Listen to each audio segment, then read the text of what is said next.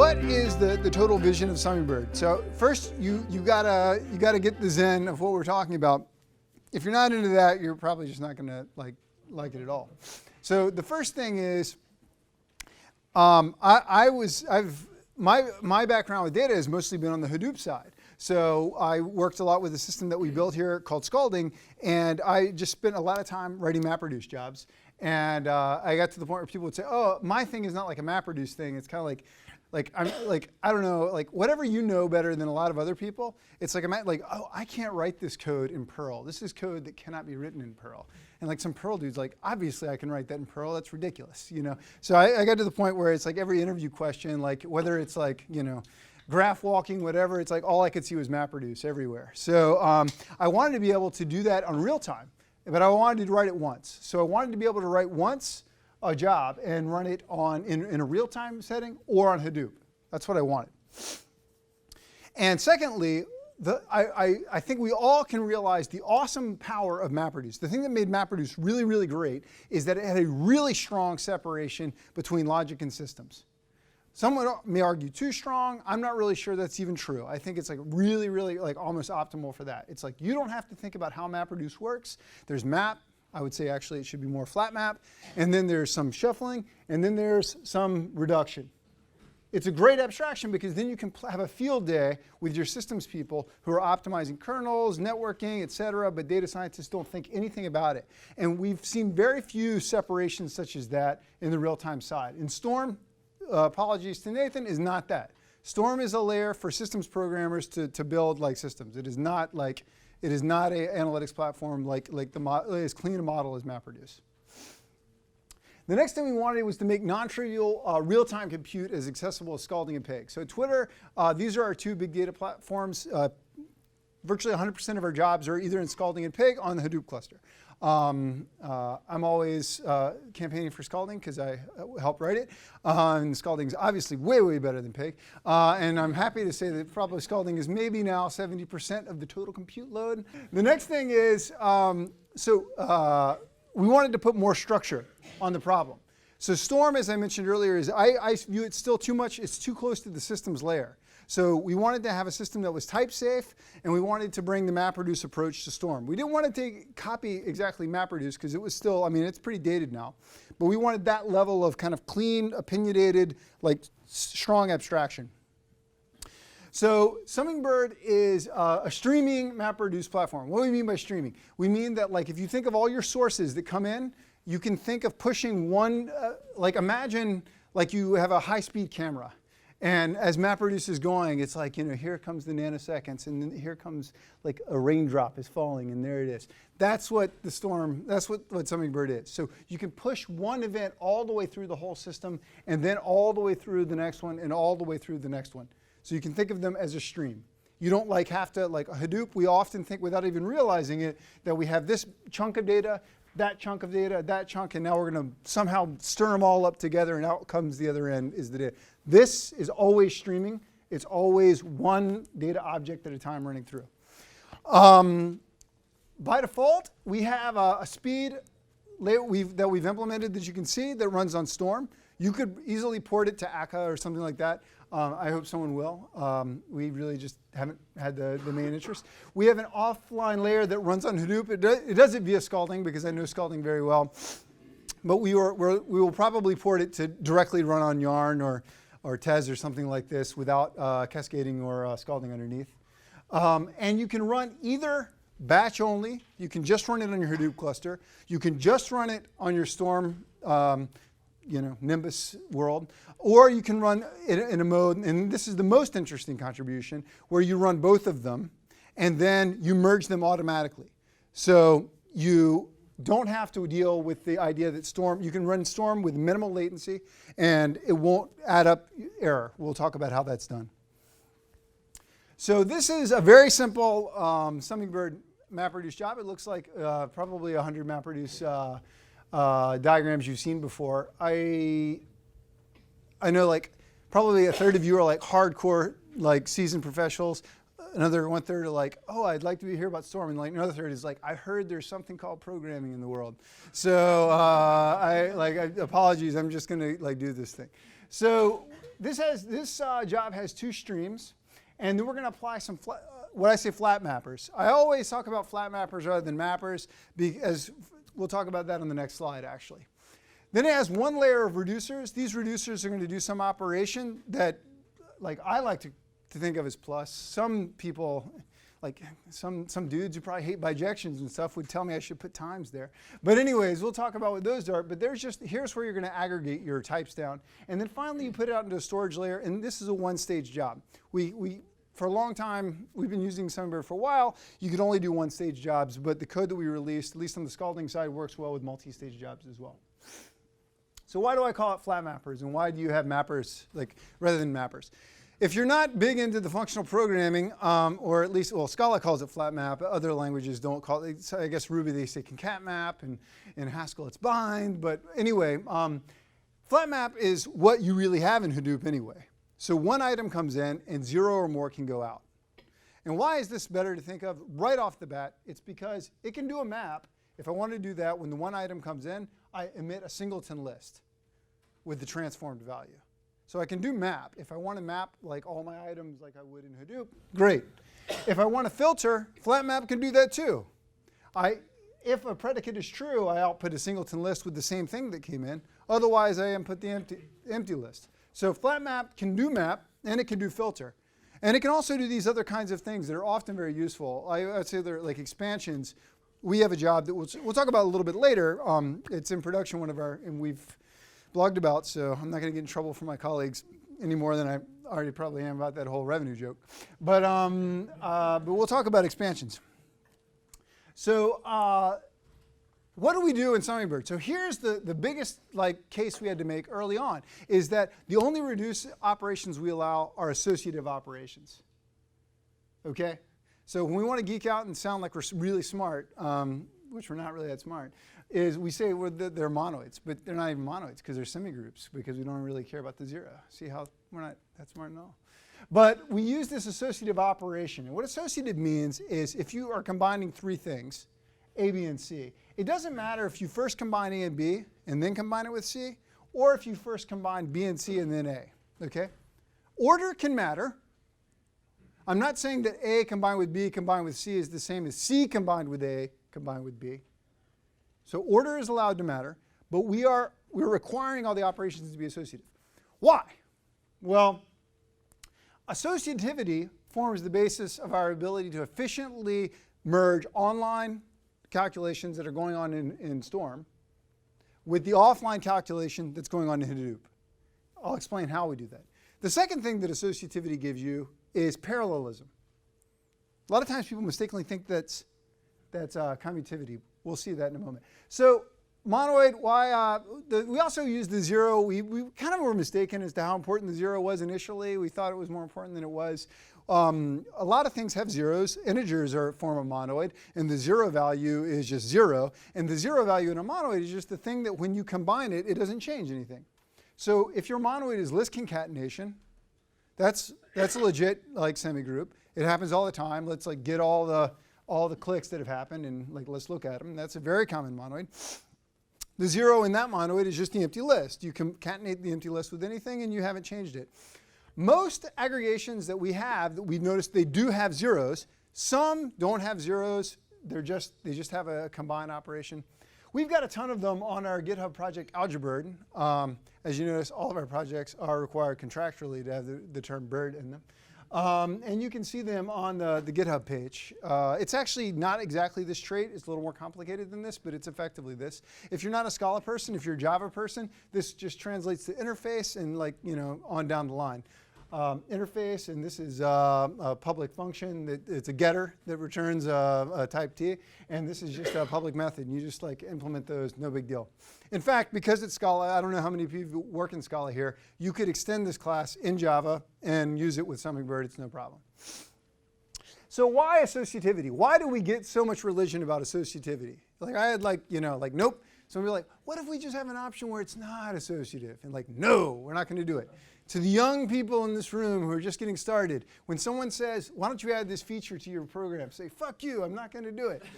Okay? So just don't do it. So you have to be opinionated, find the right path, get something right. Later, if it's really important, you can add a little bit. But just nail something right, make it perfectly correct the first time around, and then start adding more to it. And that's what we were with the monoid. The monoid is important. And it gives us this very strong power. We can put the parentheses wherever we want. So we're doing aggregations all day long. This is our whole business. We're adding up numbers between 1 to 7, 0 to 7. That's why they pay us so much money. But with the associativity, we can put these parens anywhere we want. That's what associativity means. And that's hugely powerful. We don't need commutativity. We don't need to like rearrange the order. We could just, if I have this block, I can split it in half and say, okay, you work on that side and I work on that side. And when we're done, I'll combine them. We don't have to change the order. So associativity is very, very common.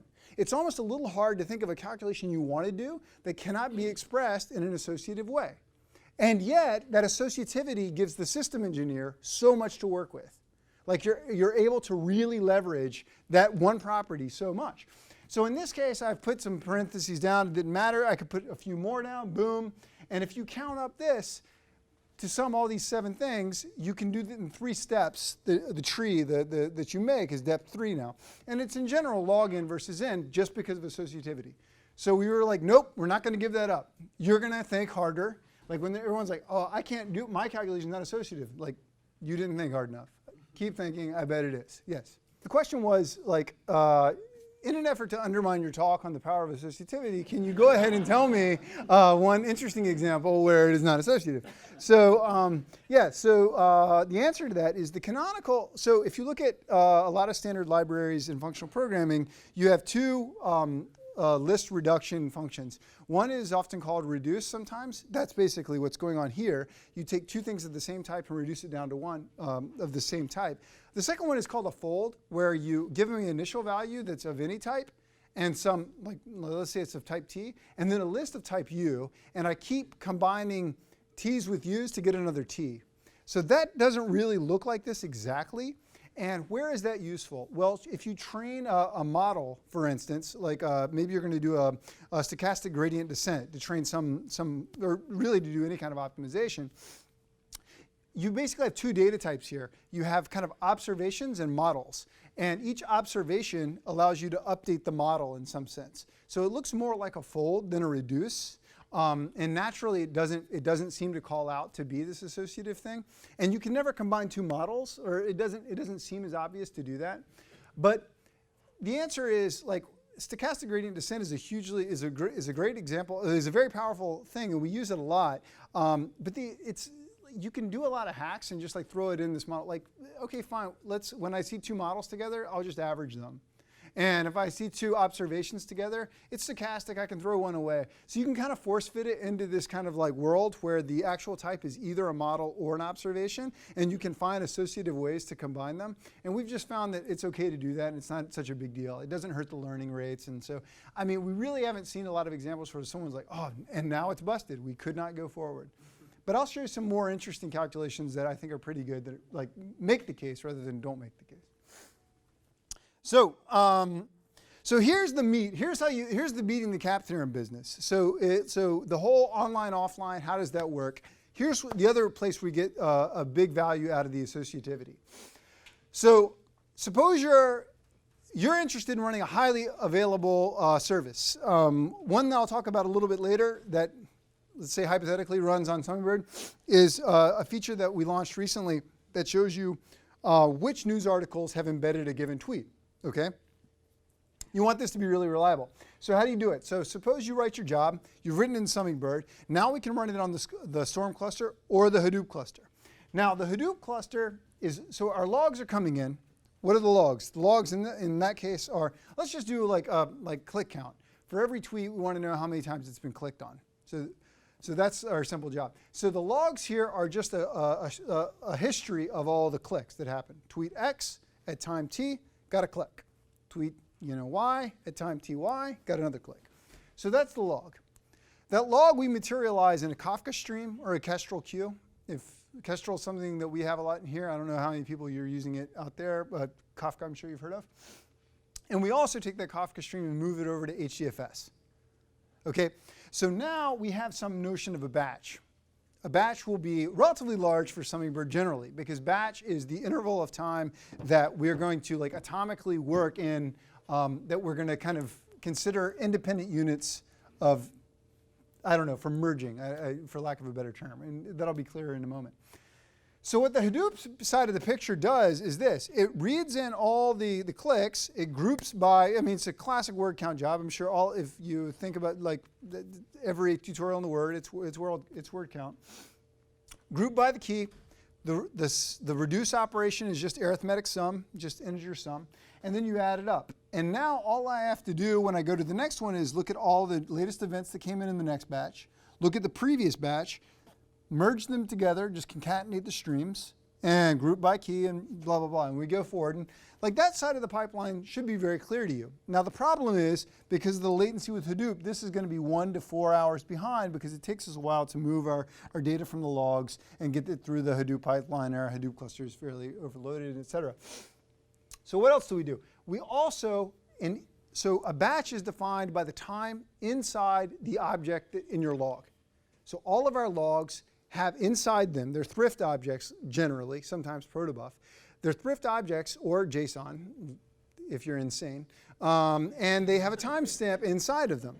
And so both Storm and Hadoop can bucket them in exactly the same way. Because it's not based on clocks, okay? Is that part clear? The logger timestamped everything, so no clocks are needed for this person to batch them the same way as that one, because they're just batching it as a function of the data embedded in the serialized object, which is the timestamp in the object. Totally cool. So both of these people can agree on which bucket each event goes into without looking at the wall clock, no problem. So Storm just aggregates up in each batch, and it never looks at the previous batch. And maybe we materialize it in a memcache box or Redis, or we have some internal stuff. You probably have some, you have your internal, everybody got to implement like 10 key value stores. And now what happens at read time? Well, now the client comes and they want to make a read. They look at the time on the most recent batch from Hadoop. This got published into some like semi-writable store. I say semi-writable because we're not going to write to it a lot. We're just going to publish snapshots. ElephantDB is an open source version of something that works like this. You probably have something like this that can take snapshots from Hadoop. Some people are serving out of HBase, I think, has some caching layer. We're not doing that, but you could do the same thing. So you read your Hadoop picture. It has embedded in it the batch for that particular key. This is batch 0. Now the client says, OK, great. I need all batches greater than 0. So I look at my clock and I say, well, it's only 1 o'clock. So I only need batch 1. So then it hits memcache for that key comma batch pair, and it gets the value out. Because it's associative, if we do that last merging operation, the last reduce, at the end, that plus that it's exactly the same as if we'd done all of it here. But now if someone comes in and nukes this, or turns off the cluster and turns it back on, as soon as we get over to here, that error is not propagated. So there's no, you see this line here? It's not an omission that it's not there. That's the take-home message. These batches are isolated from one another. An error in one of these can never propagate to the next one. And eventually you will throw this one away and replace it with this one. You see? So that's how it works. And if you make your whole topology associative in this way, and make sure everything, and like lookup, like a service lookup and everything, we have that. That's still an associative operation if you think about it a little bit. I'm not going to, that's a homework assignment. But everything, if you make everything associative, that property just works, and it pushes all the way through your whole topology. OK, so let's give an example that's non-trivial. So we want to take, so first we have an approximate map. It's this really cool data structure called account min sketch. So we're trying to be fancy. Actually, it turns out to be very, very important. But so raise your hand if you've heard of a Bloom filter. Okay, a Bloom filter, in my view, is an approximate set. It's a set you cannot enumerate over. Like a normal set says, what can it do? You can enumerate over it, and you can check for membership. That's basically the two things a set gives you. Bloom filter is like that. It's like if you do a union of two Bloom filters, like you'll get something that is like if I was in either of those two, like that unioning thing kind of works. And it can tell you membership approximately. You just can't enumerate over it. It can actually also estimate cardinality, but it's pretty bad at that. But right now I want to talk about an approximate map. And what do I mean by that? So an exact map is if you give me a key, I'll give you exactly the value that comes out of it, right? And I can enumerate all the keys. Like the Bloom filter, I'm going to get rid of immediately the ability to enumerate. But I would like to, when you come to a key, give me a key, I will be able to tell you approximately the value that comes out. That's my goal. Why am I going down this road if it seems like a little orthogonal? The reason I'm going down this road is this approximate map is super useful for a very nice feature that we'll describe, which is running on Summingbird, number one. Number two, aggregating this complex data structure is a monoid. So I want to make the point to you that even rather complicated algorithms can be expressed as monoids, and we can use them in production and not just talk about them in like fancy, like, you know, over beers and type safety discussions. Okay, so that's the goal that we want. We want this approximate map. So here's how you implement such a thing. If you learn nothing else from this discussion, walk away with an understanding of count, min, sketch, which is what you're about to get. So rather than keep all the keys and all the values, because it's big data world, right? So we're all into big data and we're all counting everything. Those maps are going to get really big, and we can't keep them all in memory. So that's bad news. So we make this table that is W wide by D deep. Great. It's like a bunch of registers. For the moment, you can imagine that each of these registers holds an integer. Okay? So you have W times D integers. Great. Now I want to store a new key value pair. K comes, V comes. K can be anything. Let's, for the moment, imagine that V is an integer. So what do? So we take, much like the Bloom filter, hashing is involved. Hashing is involved in any great like computer science algorithm, right? So we hash the key, but we don't hash it one time. We hash it D times. So you notice these arrows will go in each of the rows will go into exactly one spot. So we hash the key on row 0. Turns out it wound up in this bucket. Great. What do? We increment that bucket there by the value V. Now we do the same thing on the next row, and it happened to land in this row. It got into this bucket, and we increment it by the same value V. We go through. Now, as we keep doing this, the key thing to notice is in this trick, by the way, it doesn't work for everything. It only works for positive numbers. So we're gonna only be counting positive numbers here. But that's okay. If we're counting clicks are only positive. And you can often do a transformation like, you know, log and then like adding it on and whatever. You can do not a lot of tricks to make something into the positive domains, but okay. Now we go and we look up a value. Now, if we look up at this value, you could have gotten a hash collision. It's not just K that wound up here, right? Everything, like, you know, a lot of other keys might have wound up there. But if we go through all of these, we know the K, and we hash it, do all the times, and we look at all of those. If we take the minimum value over all of them, then we know that K is at least that big, right? It can't be, like, sorry, is it most that big? Damn it. By the way, I used to, so once upon a time I used to be a professor, and when I was a student, I remember watching professors at the board, and they'd say stupid things, and I'd be like, man, that guy's so dumb. And then I realized it's like when you are up there trying to at the same time present and like simultaneously shave off a part of your brain to double check something, it's a lot harder than it looks. So I may be dumb, but like I at least one time thought that those guys might have been smarter than I thought.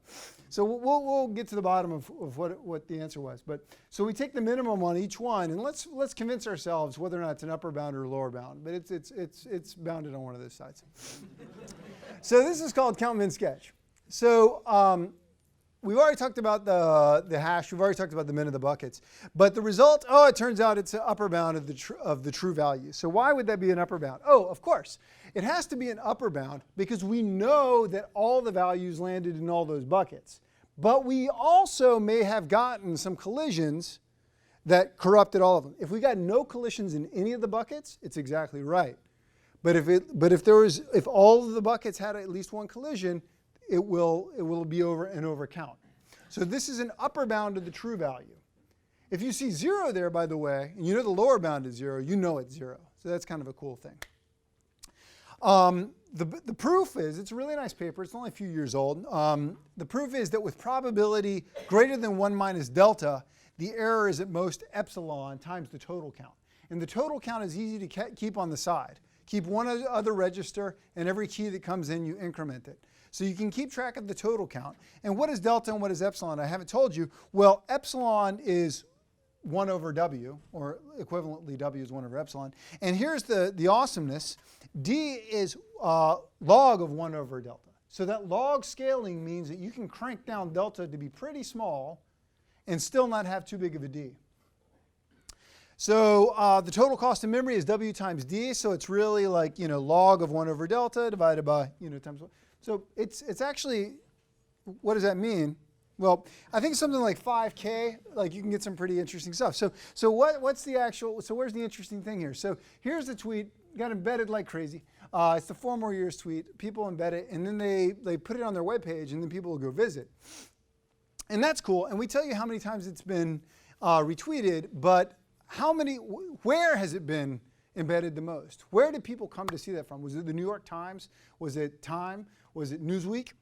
So let's do a calculation. We could just count. So here's the Summingbird job that would do this. What comes in are just these records of, here's an impression for tweet ID T, and I'm from refer URL U, okay? So you have 3, kind of the triple of data. Well, kind of, there's also a time. So what do our mappers do? Well, our flat mappers do the following. We take that event and we emit 2 key value pairs.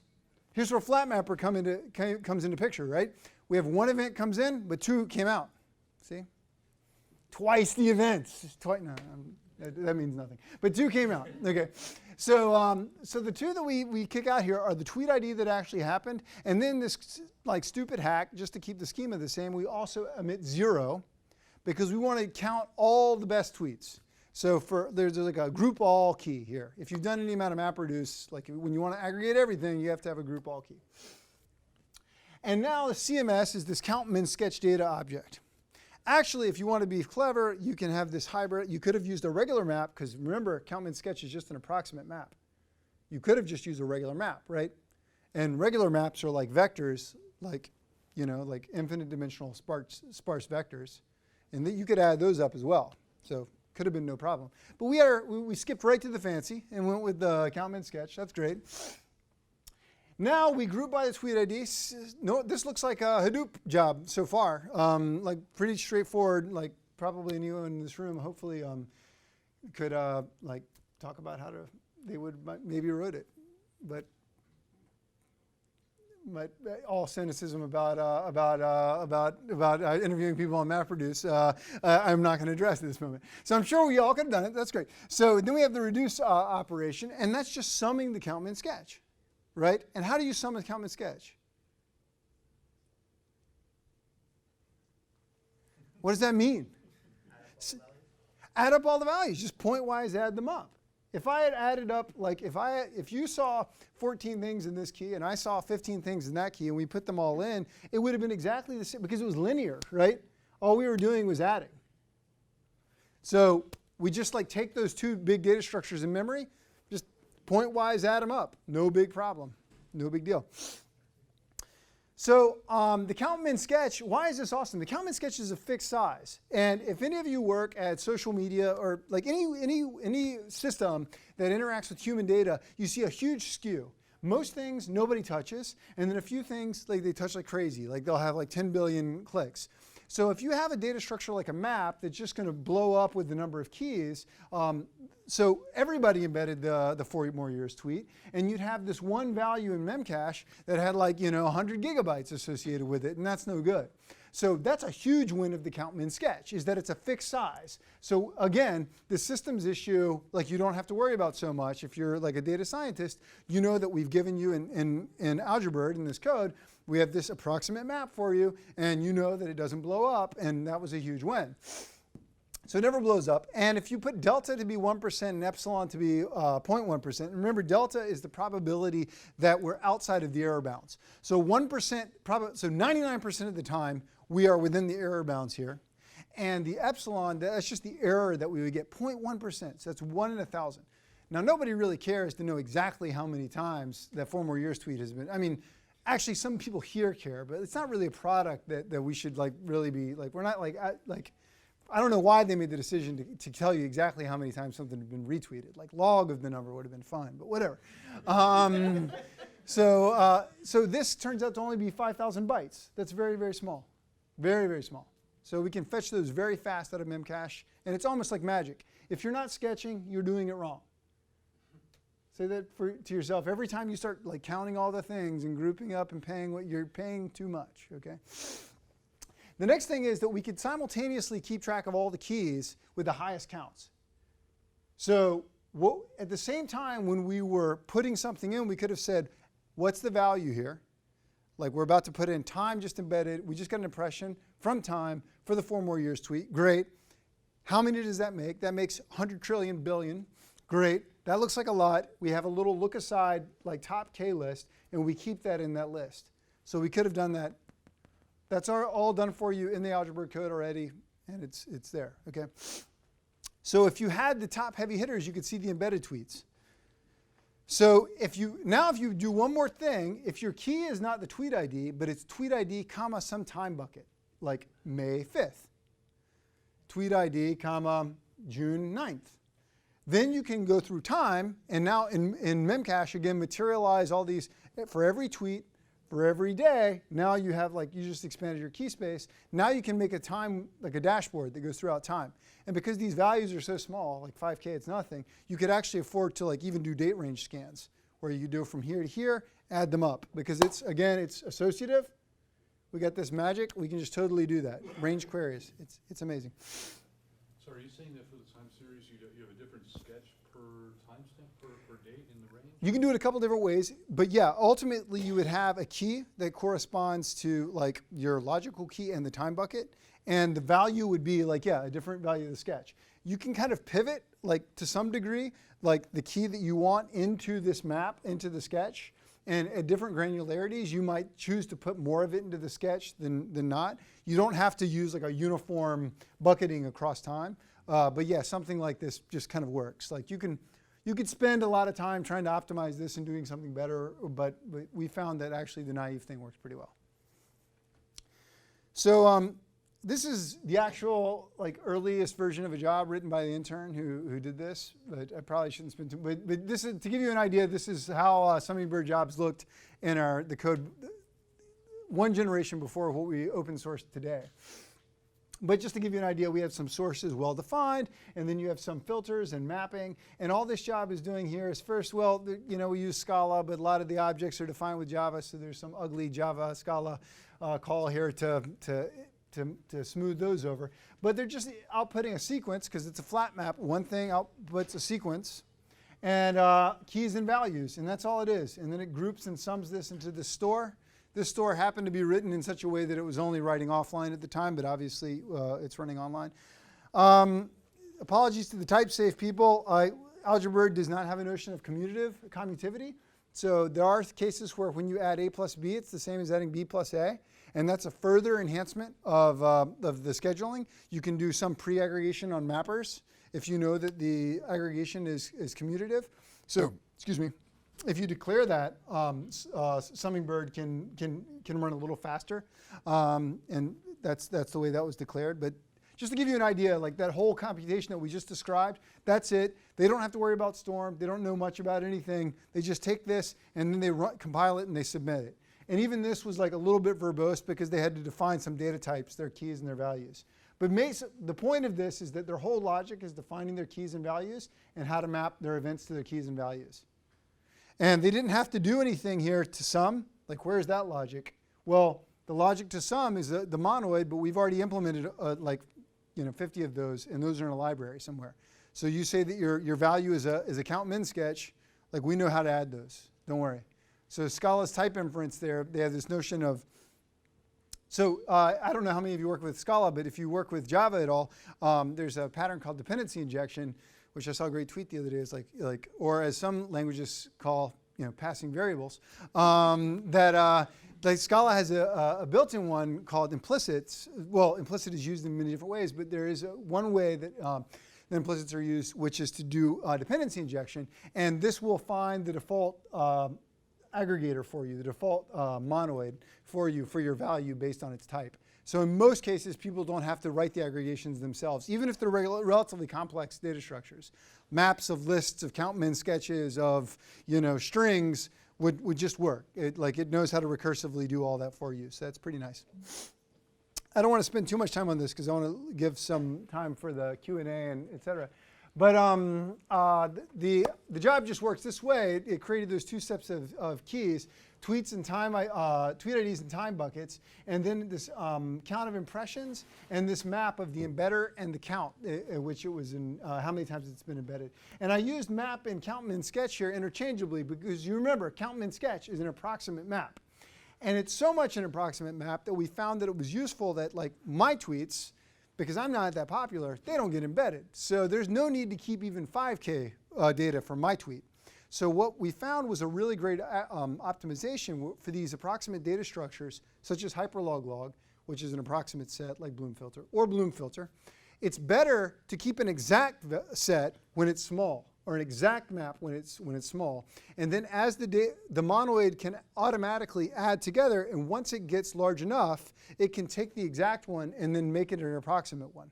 We called this the eventually monoid. It's also in Algebra. Eventually just means it'll eventually turn from type A to type B.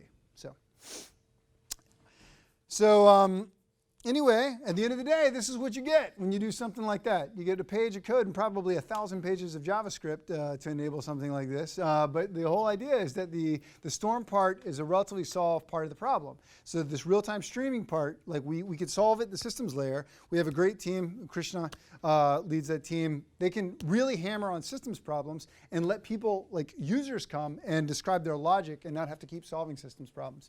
And so now you can see like, here's a bunch of websites that have embedded this tweet, and it's gotten a bunch of views from. And it's got a lot more retweets since then. Must be because of Summingbird. Driving all the traffic there. Okay, so you can do a lot of abstract examples. Like, this was kind of more justification earlier, but one of the cool things here are word counts. So suppose you want to build a machine learning model to, obviously, we all are in a world now where all revenue has to be raised by advertising, as you know. And so in order to do good advertising, you have to do machine learning, click prediction. Otherwise, you cannot run an efficient ad market. So one of the very useful features for these for any kind of machine learning recommendation system would be what you've been clicking on recently, what you're reading recently, what you're retweeting, who you like to follow, whatever. It turns out that decay, like moving averages, exponential moving average, again, it's associative, it's a monoid. We've got one of those. You can do a bunch of different moving averages in time of click rates. You have a huge vector of these. For every user, you've got a click rate on a bunch of different topics. Boom. Feed that into your model. No big deal. That's the one. It's Twitter, so it's like, could I build could I do anything with Summingbird? Of course, the answer is yes. But they want to know, could I make the timeline with Summingbird? Yes. We could do this thing. Could we do blah, blah? Yes. Actually, I have no idea, but I have to oversell it. So if you go to github.com/Twitter/Algebra, there's a bunch of monoids here. The count min sketch monoid is there. The decayed value monoid, that's the exponential moving average one. There's hyperlog-log. Hyperlog-log is freaking magic. If you're counting unique visitors by keeping track of everybody and then deduping that list, again, you're doing it wrong. Use hyperlog-log, really, really cool. Also a monoid, plugs right in, really amazing. What else? We've got the Bloom filter monoid there. We've got, maybe you want to geek out and you want to have affine functions. Turns out that affine functions also combine as a monoid. Some of those are just there because you're bored and you wanted take a break from doing something important, so you write a new monoid and send a support request. It's not uncommon. Moments. That was the one thing I didn't mention. Moments. All moments are, of course, monoids. So we have one that goes up to the fifth. So you've got like skew, kurtosis, you've got it all. Menhash, you want to do similarity. Menhash is another hashing trick. It's a kind of approximate set. It gives you approximately how similar two sets are rather than the size of the sets. So that's pretty cool. So what else are we doing with, we're doing a lot of things. I don't know, I'd say that it's a good chunk of our storm cluster is now running Summingbird jobs. It's not all of it. It might not be half of it. It may be half of it. It's about in that area. But here's another job I think I could say. This is the one that was Ashu worked a long time on. If you're an advertiser and you come to Twitter and you want to see how many impressions you've gotten and how many engagements and tweets and how much money you're spending, this is from a blog post. You can find it on the web. It's not private. You can see it from the URL at the top, actually. That's there. I saw a great tweet the other day. Someone was like, I started my ad campaign. A couple seconds later, I'm already seeing the clicks. It's amazing. Summingbird, go home.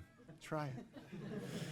Okay, what about, so we got MapReduce. What about other things? What about services? A lot of jobs come in, a user clicks on something, but we only have their user ID. What was their name?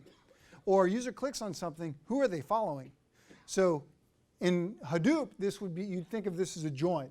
In Summingbird, we call this a service. So we have this other library, which frankly, you're probably more likely to use, called Storehouse. We broke a lot of libraries out of the development of the Summingbird process. Chill, bijection, Algebra to a large degree, Storehouse. Storehouse is a really simple model of what key value stores are. You'd probably be like, why the hell do I care? What do you mean? Like key value lookup is just like a function. You give me a key, I'll give you the value. Why do I need to do this? Combinators. Plastics. You know, maybe you're too half the people get it. Okay. Anyways, it's the graduate. Like in the future. What's the future? It's plastics, right?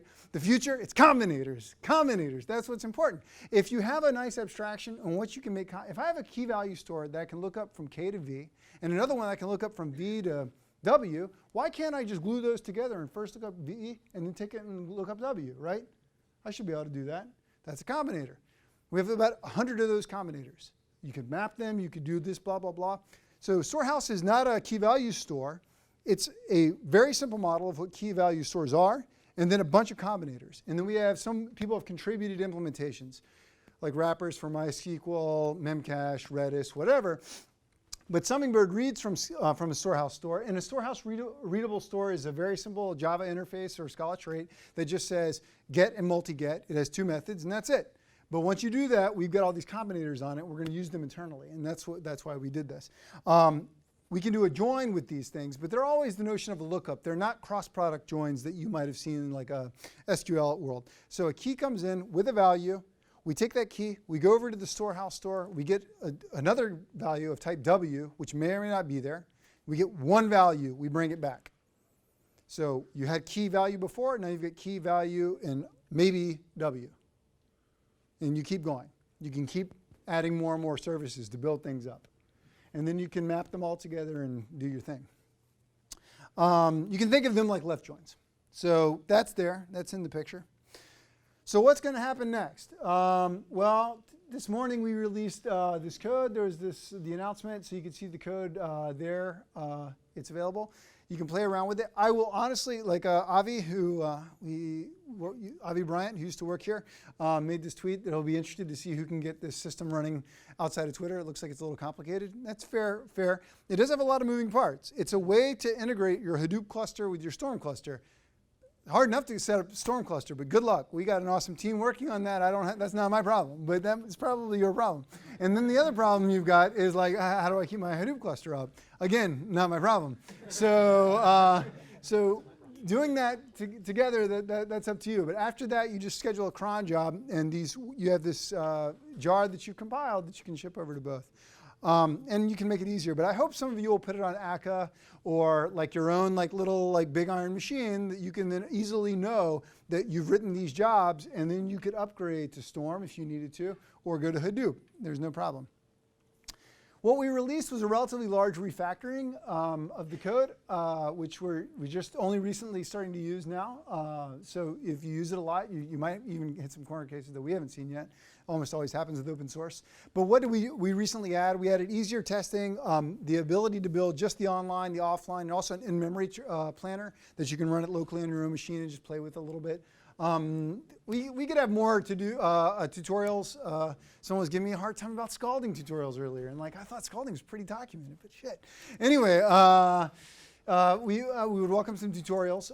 We have general graphs now. This is well supported in the scalding world, scalding side of Summingbird.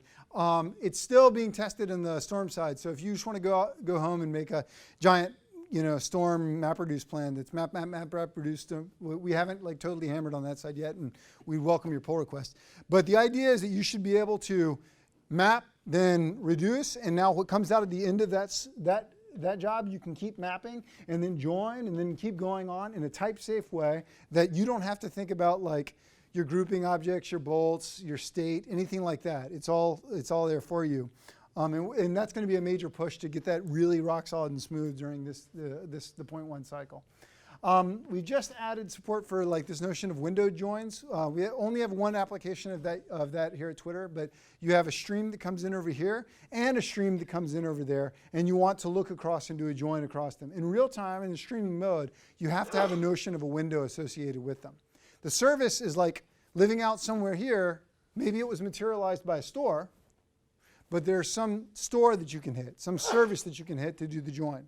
So that's a different kind of join. The stream-on-stream join is the newer idea. That's the one that we just had. And the ability to publish your output onto another Kestrel queue and kind of keep feeding things over. So one job produces the next queue, which produces the next queue, which shoves it over to a partner that gives it back, and blah, blah, blah. So that's what we got. So that's it.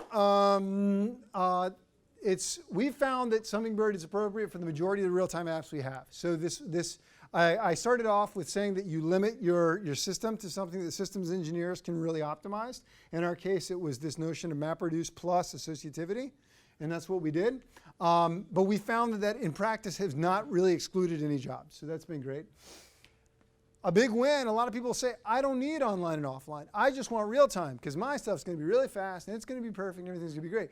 But what we found is that just having the ability to take your real time, like your storm topology, but run it on Hadoop effectively is great for testing, for capacity planning, how big is the data coming out, what's the data rate, et cetera. It's just a lot easier to just throw it on the Hadoop cluster and measure it than it is to like actually like try to run it and see it fall over in real time. So that's been a big win as well. And lastly, a lot of data scientists, Josh Wills or whoever joke, data scientist is someone who can program better than any statistician and knows more stats than any programmer. So they don't know enough to build like systems, I've found. And like they're not that interested in it and they want to look at data. And that's great, and that's their job. And we do find that people who are mostly interested in data can build these. It's more effort than SQL. Let's not be disingenuous, but it works. And we found that we can reuse, as systems guys, 90% of the code. That we can really now talk about solving some hard systems problems without being so tightly coupled to the applications layer. That's a huge, huge win. So we've got a really good separation between systems and application with this. So that's all I've got, I think. And now we can have any kind of Q&A, and Sam might want to come up and show you some of the dashboards or some of the things that we've been building with it.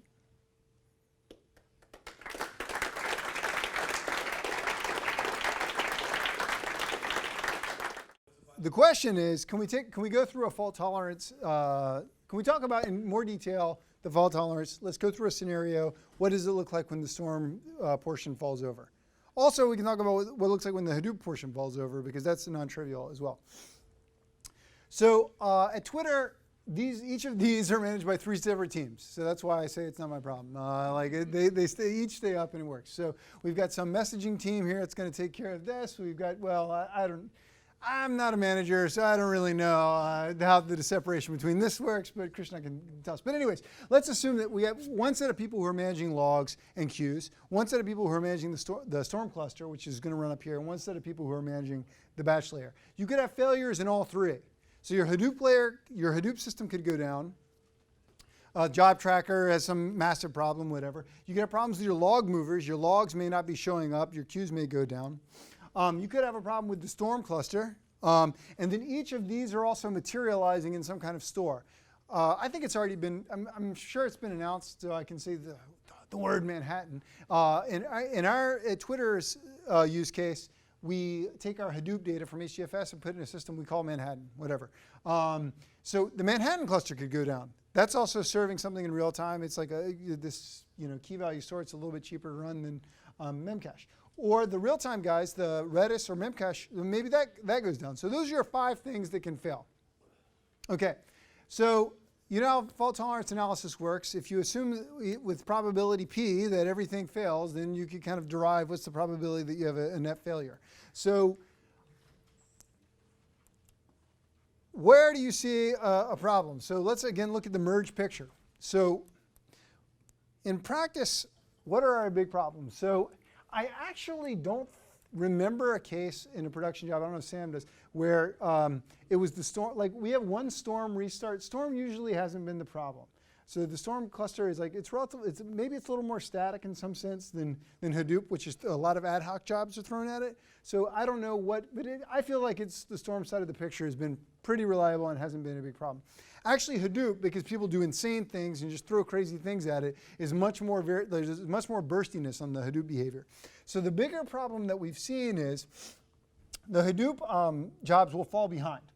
And if the Hadoop jobs are, say, if these are, we run them between 1 and 4 hour batches, if they're way behind, then when you're reading, you have to read a relatively old value, and you're accumulating relatively more data in Memcache that you have to merge. So initially, that was a problem for performance because merging these two is not totally free. And if you don't cache that merged value, or at least some bit of the merged value, it can be a performance penalty. With caching, if you do that sanely, and we added some caching to Storehouse as well that you can opt into, that hasn't been a problem. But the other issue that comes into play is with Storm is, so I mentioned we have the streaming model, right? A tuple comes in, it goes all the way through. So that means every tuple, every bit of data has like this one parent in some sense. The way Storm works, it gives you at least one semantics. So it starts to push it through. If everybody doesn't act it in the simple mode, it's gonna try it again, right? So you get this at least one semantics. Now, if you have a big topology that's already done several things, and then it pushes it through again, you can have an issue with overcounting. Or you can opt out of this. I'm actually, so like Sam should probably take more of the Storm questions because coming in with Nathan, and he really worked on more of the Storm side, he can probably say a lot more things about Storm than I can, and I'll probably say something stupid right about now.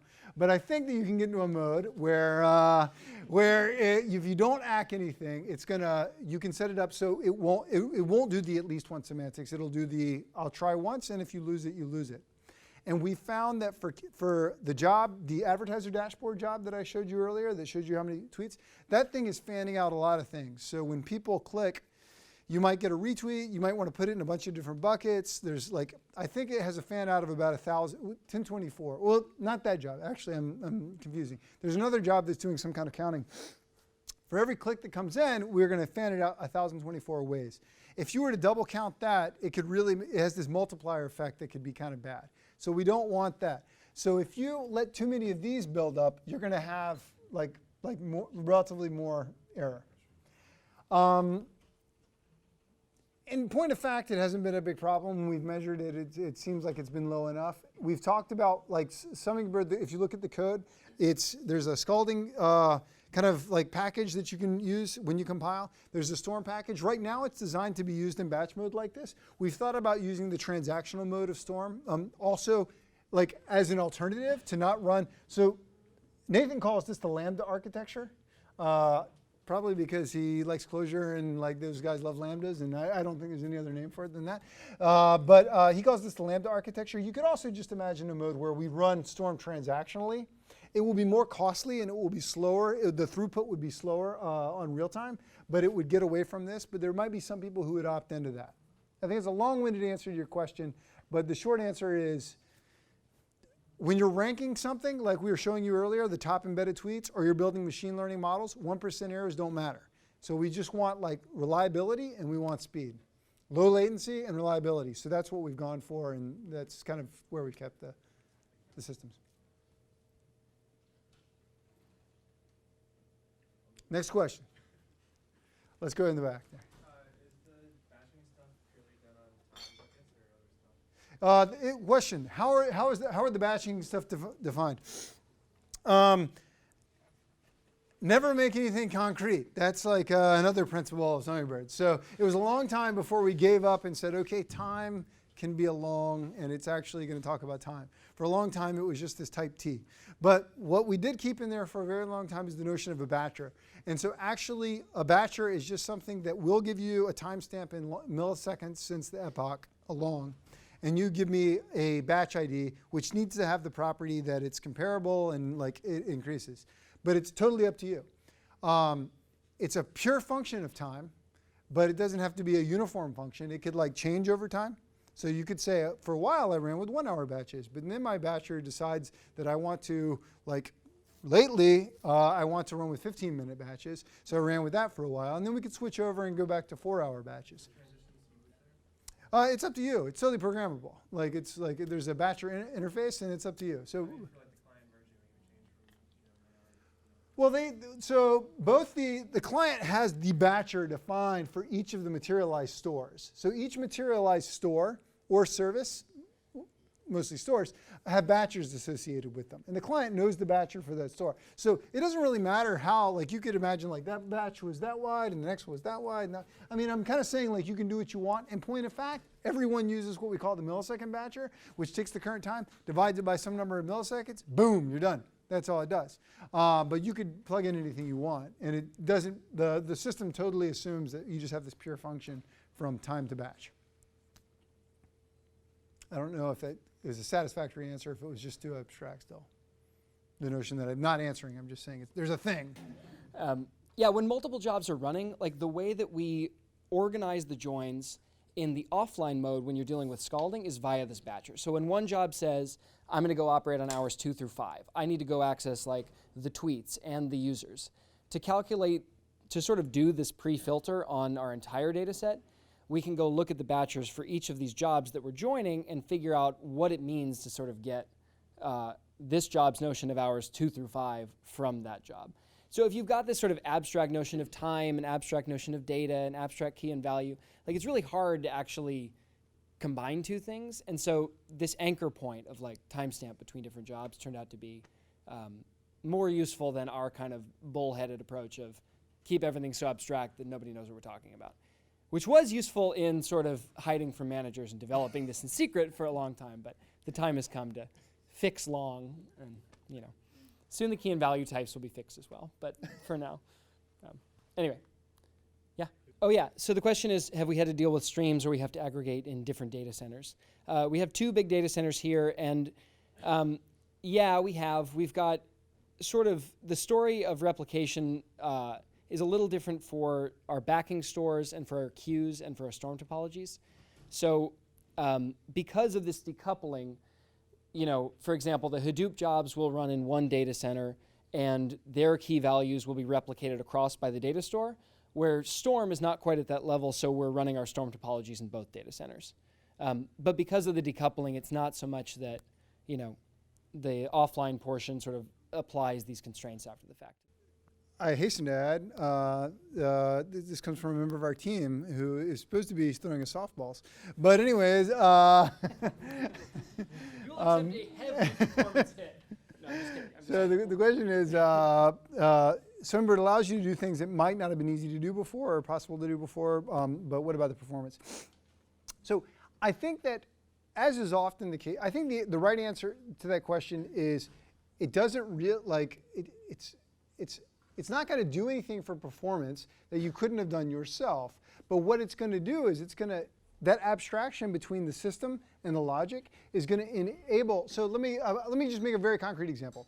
Right now, when you run a Summingbird job or a Storm job, you decide how many workers play at a problem. One of the very bright engineers on our Storm team, Jake Dunham, I said to Jake, that seems like a super easy problem to solve. We just want to have that automatically tuned. It's real time, it's streaming through, we know exactly the computational demand, we can measure how long it's taking, we can measure the arrival times of the tweets. If you've done any queuing theory, you know that you just need the service rate to be higher than the mean arrival rate. If you have about twice the service rate of the arrival rate, we should be pretty good. So just keep on slowly cranking it up.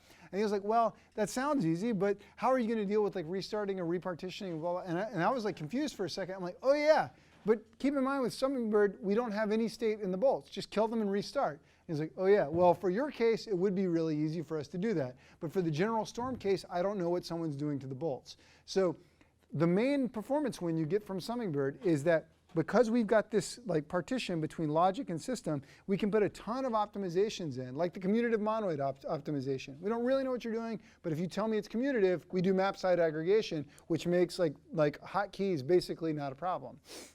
We know that your operation is associative, so we can do some parallelism in the reducer. Again, like in general, Storm can't do that because it's assuming you're doing anything. So if you were to apply these optimizations yourself, you could get them, but would you? And not every user would. They wouldn't know what to do. They just want to quickly get their job done, and they don't really care they're taking 20% of the cluster. So really like nailing down like the patterns allows Jake and the Storm team to really like go to town like a good compiler is allowed to do on a strong language and really optimize the hell out of it. I think that's the biggest win. That's the biggest win we're going to see in like the next year or so. I do have one sort of addition. One addition to the performance question is for these sort of time series dashboards that we're serving out of this hybrid, Hadoop and Storm system, the bulk of our time series data is now served out of a read-only database that's populated by Hadoop. So these read-only databases, you're able to reason a little bit more clearly about the performance characteristics because you don't have any write load, any of this bursty write load coming in. ElephantDB is a good example of an open source version of this, but you can effectively throw your entire key value data set into memory. It's extremely fast and extremely easy to reason about versus picking something like Redis or trying to serve everything out of HBase where to get good performance guarantees, you've got a much more complicated beast that you're running. And if it goes down, not only are you sort of suffering from your read traffic, but your writes aren't getting in as well. That actually is a really big performance win that we've seen. And that was one thing that sort of came out of a lot of the early back-type realizations. The question was, have we looked at different ways of representing the data that might be more compact or easier to represent on both the browser and the backend server? And to be honest, so again, so Storm and Scalding actually use, when they're communicating between the workers, a library called Cryo, which is a Java library that it just does its best to serialize the data according to like some evil reflection hacks if you don't give it anything, any special serializers. Or it's much easier to write serializers for an object than Java serialization. Mostly because the object doesn't have to be serializable. You have an object and it's serializer, which is a much nicer pattern. That's about as much thought as we've given to the problem. Sam mentions that we have this injection library. That's true. We often notice that, especially between Thrift and Scala types, or Thrift and Protobuf, or Thrift and Java, or Java and Scala, we had a lot of equivalent concepts. And mathematically, when you have two things that there's an exact mapping between the two, forwards and backwards, this is a bijection, and we released a library along the way of doing Summingbird that did this. There's a weaker concept called an injection, and that's what serialization is. When you can go from a type T into some bytes, like you can definitely go that way, but if I give you some block of bytes, you can't necessarily go backwards. So that's what makes it an injection. It only goes one way, it doesn't necessarily go the other way. So Summingbird also allows you to say, for all these types I'm using, here's the injection to bytes or strings or however you would like to define it. So it allows you to plug those in. But a little bit, it's not so easy to see how Storm does that. The way Storm does message passing, you don't really know when it's going between workers whether or not that's going to be an in-memory transfer of just like over a thread barrier, or whether or not it's going to cross machine boundaries. So that's one bit of Storm that's a little bit opaque to the user. So I'm not really sure we don't really even know when a serialization is necessarily going to happen, so I'm not really sure it would be necessarily faster to do this. But anytime we materialize something into a store, you do have to, then you're serializing, and that's where your question could come into play. But we really haven't, we just use Thrift here this. like it's magic, and yeah, that's I don't think about it more than that. No, that question's very related to how do you share data between Storm and a client. And that, I coded a lot of Storm in Clojure. I've done a lot of sort of the early work. And I think that question of how do you have clients that can intelligently share data and communicate and sort of serialize information and merge between different Storm topologies, that question is not so much handled by the Storm library. And a lot of the tooling we developed around Summingbird, even if you don't have a Hadoop cluster, even if you don't want to swallow that stuff, the story of shared serialization between this key value store we created and the Storm topology itself, the caching that can kind of work within the Storm bolts and on the client side, all of these sort of individual components are, developed with Storm and the client sort of sharing mode in mind. So, the takeaway from this would be, even if you don't want to go deal with this whole batch real-time system, you do get very, very clean clients. And I would say that sort of the grab bag of tools is pleasurable to work with. And there's also this, even if you don't have a Hadoop cluster, you can go opt into like an EC2 cluster, fire up 2 hours of MapReduce and do some capacity analysis and be done with it. Or test in memory. Or, the ability to break free when you need to is fun, if not anything else. So, yeah, thanks a lot, guys. This is, this just came out. We've got github.com/Twitter/Summingbird. We're going to be pushing it, and we've got a mailing list. And yeah, come check it out and send us questions you guys have.